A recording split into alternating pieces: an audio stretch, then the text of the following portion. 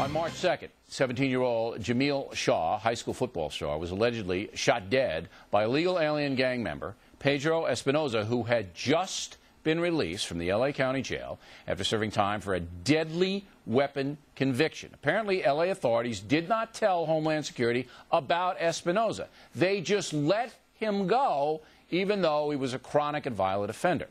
Even after that tragedy, the L.A. City Council will not change its sanctuary city policies. Joining us now from L.A., Doug McIntyre, KABC radio guy in the morning, and Army Sergeant Anita Shaw, Jamiels' mother, who was serving in Iraq. When she learned of her son's murder, she returns to Iraq tomorrow. And Sergeant, you know, our condolences to you and your family. Tell us a little bit about Jamiel. Jamiel was a kind, loving child. You know how teenagers are when they get old, they don't want to show affection to their mother. Jamiel was just the opposite. He'll see me and he'll just come up and hug me and kiss me and tell me, "This is my mama." Yeah, he was very kind and loving. Now, he was a high school football star. Major colleges were looking at him. Good kid, not in trouble, no gangs or anything like that, right? Right. We did everything to keep him out of trouble. We made him do all these extra sports, and which he ended up loving. Just kept him busy.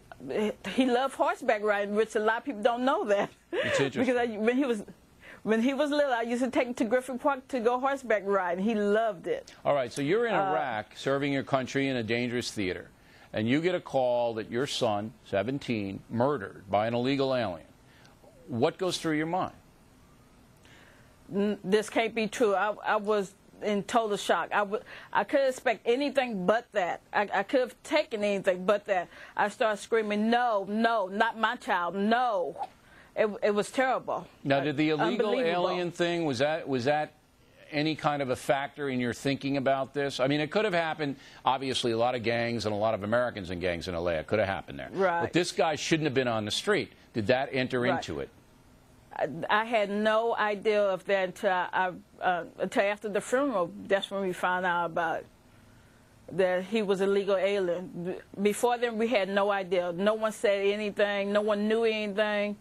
Matter of fact, he wasn't even arrested until the day of the funeral. So, no, I had no idea. Who was supervising Jamiel while you were in Iraq? Who was in charge? Oh, his dad.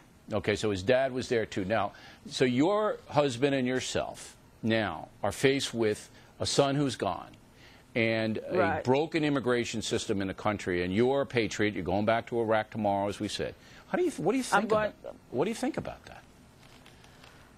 Oh, it hurts me as a mother knowing that my child is gone. But on the flip side, I know that I have to go back, and I'm going to Kuwait, so I know I have to go back and do my service, my duty to my country. But in the meanwhile, I know that my family will continue to fight to get Jamiels Law passed. Okay, and I want to let Doug define what Jamiels Law is, like the Jessica's Law campaign. Doug and I are going to get together, and we're going to get this thing passed. Tell the folks what Jamiels Law would be, Doug. Jamiels Law was proposed by a mayoral candidate here in L.A. named Walter Moore, and it says simply this, Bill. It says, let's agree on this. Sanctuary city policy in L.A. is known as Special Order Number 40. Jamiels Law would make it, would force the city of Los Angeles to not offer special protections to gangbangers, period. It's that simple. Just if the police suspect somebody is a gang member, they pull them over, they don't have identification, they can't prove that they're here legally, they turn them over to ICE for an investigation, they're deported. No special protection for Special Order Number 40 protection to anybody suspected in a gang, period. Right, but you're getting opposition in L.A. to this Jamiels Law, right? Who's opposing it? Yes. Well, the L.A. Times editorial board and the, what I think, absolutely arrogant and insolent attitude of the L.A. City Council and the mayor's office. The Shaws went and spoke to the L.A. City Council yesterday, and they did everything but clip their nails while people were speaking and using parliamentary stall tactics to say that we're not allowed by state law to say more than 50 words in response to this. And yet this is the same city council that will opine on things like whether Kosovo should be an independent nation and free and fair elections in Guatemala. And they're proposing a law to protect celebrities from paparazzi. How about a law to protect 17-year-old football stars from illegal immigrant gangbangers? Now, do you think it's going to get done? I mean, where are we in the process, Doug? We're in the very beginning phase, Bill. It's very difficult to get anything done in Los Angeles because we keep going through these atrocities, whether it's 14-year-old Cheryl Green being killed and then 23-day-old baby Luis being killed in a stroller near MacArthur Park. The list is so long, and you keep thinking, well, surely this is the one that will finally be the last straw. But what happens is all the politicians show up for the funerals, they light some candles, and then they turn the page and yawn, and there is no checks and balances on the monopoly of power here. You have the church and the state together saying that any time somebody comes forward with a Jamiels Law, it's talk radio, it's right-wing, xenophobe, racist.